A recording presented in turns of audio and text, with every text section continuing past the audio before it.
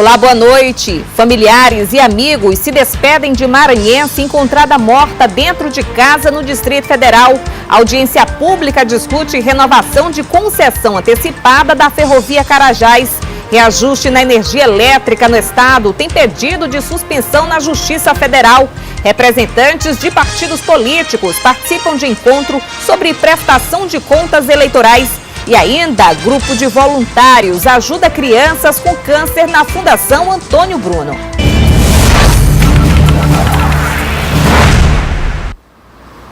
Familiares e amigos se despediram hoje da maranhense Maria Regina Araújo, de 44 anos. Ela foi encontrada morta no último domingo dentro da própria casa, onde morava no Distrito Federal. O principal suspeito é o marido dela, que continua foragido. Balões e flores brancas para simbolizar a paz diante do resultado de uma brutal violência. Foi assim que parentes e amigos se despediram de Maria Regina Araújo, maranhense, 44 anos, que foi assassinada no último domingo no Distrito Federal. O principal suspeito do crime é o marido, Eduardo Gonçalves de Souza, com quem ela vivia há 12 anos e havia pedido recentemente a separação. Ele teria matado a esposa na frente da filha do casal de 8 anos e depois fugido. Não aparentava que ele era um violento, não. Ele brincava, cuidava da filha dele. Agora ele teve esse comportamento de uns tempos para cá, mas acho que menos de um mês, porque ele não estava aceitando a separação. O crime aconteceu 10 dias depois de Maria Regina ter denunciado o marido à polícia por agressão. Na época, ela teve o pedido de medida protetiva negado pela Justiça sob o argumento de que não existia risco para a vítima.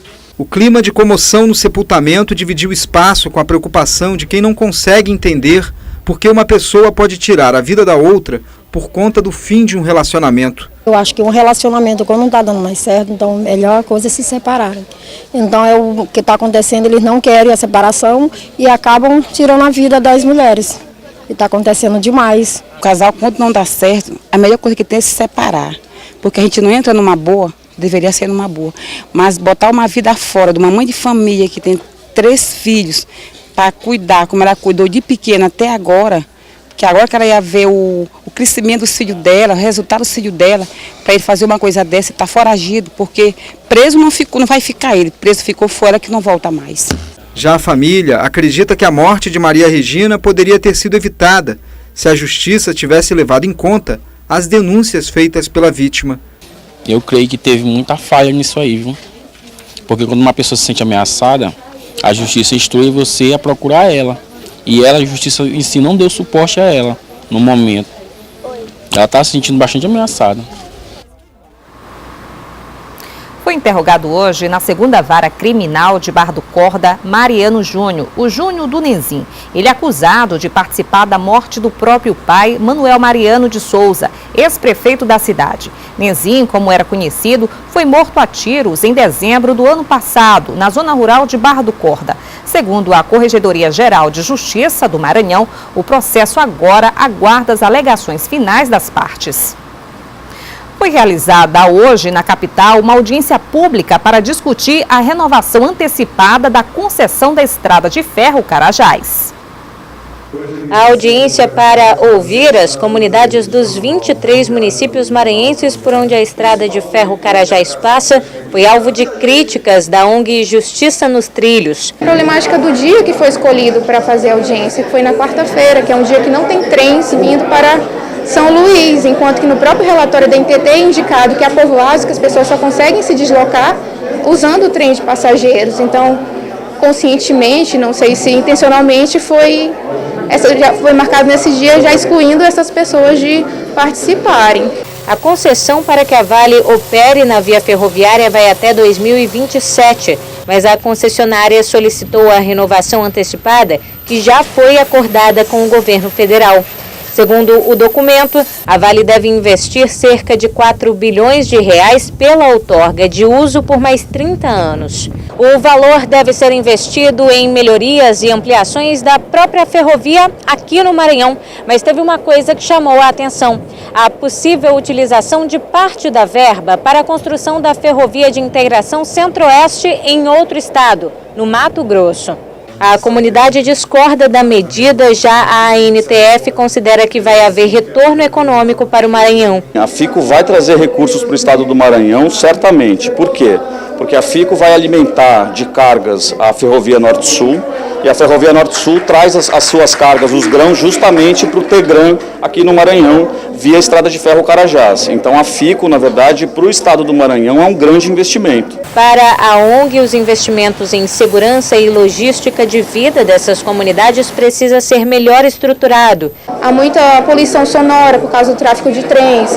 À noite você poderia prever a proibição de tráfego, no período das 10 às 6 da manhã, ou poderia prever uma obrigação de arcar com isolamento acústico de postos de saúde e de escolas próximos à ferrovia.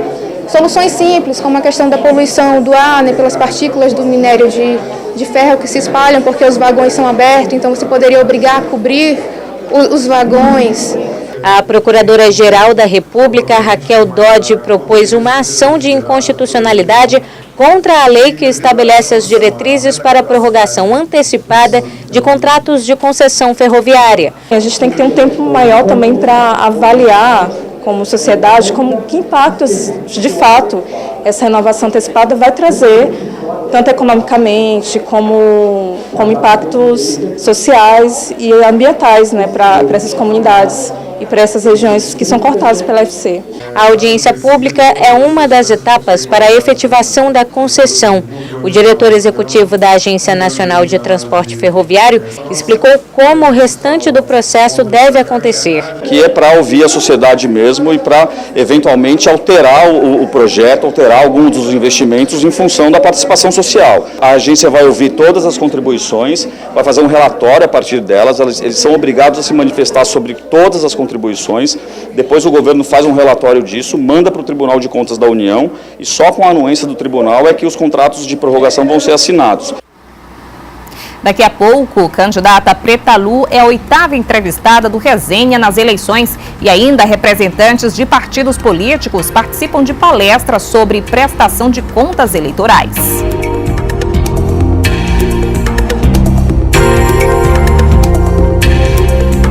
Representantes de partidos políticos devem ficar atentos às regras de arrecadação e gasto de recursos e de prestação de contas para as eleições deste ano. Todas as disposições referentes a esse tema foram discutidas hoje em palestra na capital. O encontro reuniu representantes de candidatos e partidos políticos. Itens importantes relacionados à arrecadação, a gastos dos recursos e principalmente a prestação de contas foram esclarecidos.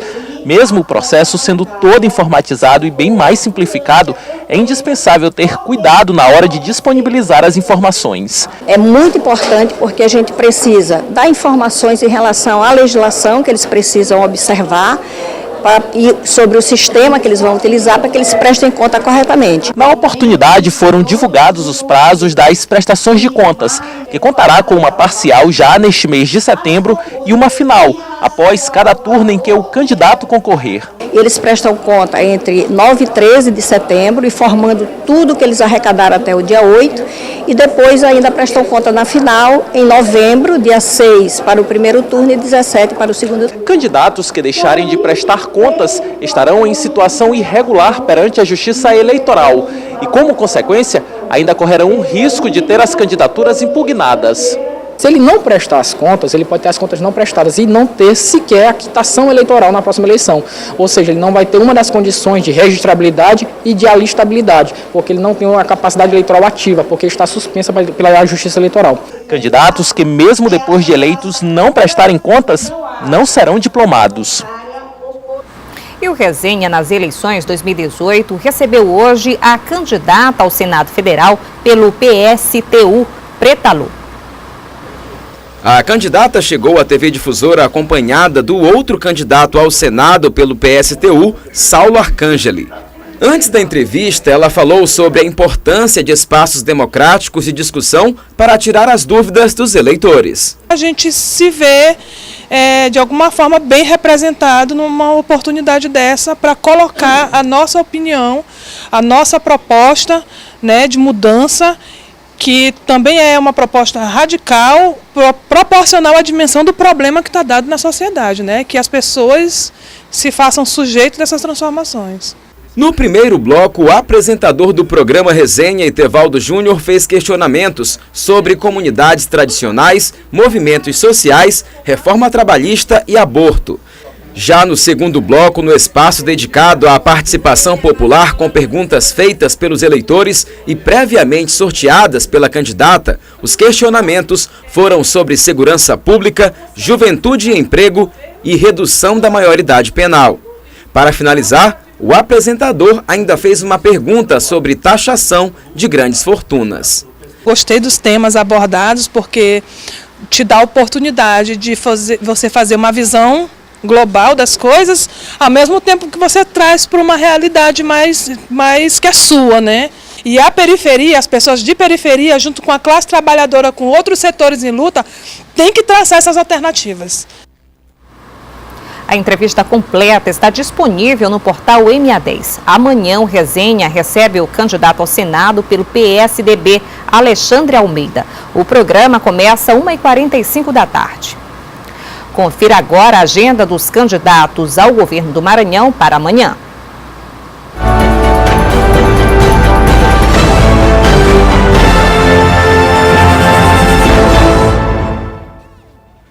Flávio Dino participa pela tarde de caminhada em Codó e às 8 da noite de reunião em Timbiras. Rosiana Sarney faz caminhada pela manhã em Santa Inês. E à tarde participa de carreata nos municípios de São João do Caru, Tufilândia e Pindaré Mirim. Roberto Rocha grava pela manhã programa eleitoral. À tarde inaugura Comitê Central. Ramon Zapata pela manhã faz panfletagem na Feira do João Paulo. E depois concede entrevista em rádio local. À noite, participa de lançamento de candidato ao Senado Federal em São Luís. Maura Jorge visita nesta quinta-feira o município de Rosário. Odívio Neto, pela manhã, se reúne com assessores de campanha na sede do partido. Pela tarde e à noite, participa de sabatina em TVs da capital. Daqui a pouco, o reajuste na conta de energia elétrica do Estado tem pedido de suspensão na Justiça Federal. E ainda, grupo de voluntários ajuda crianças com câncer da Fundação Antônio Bruno.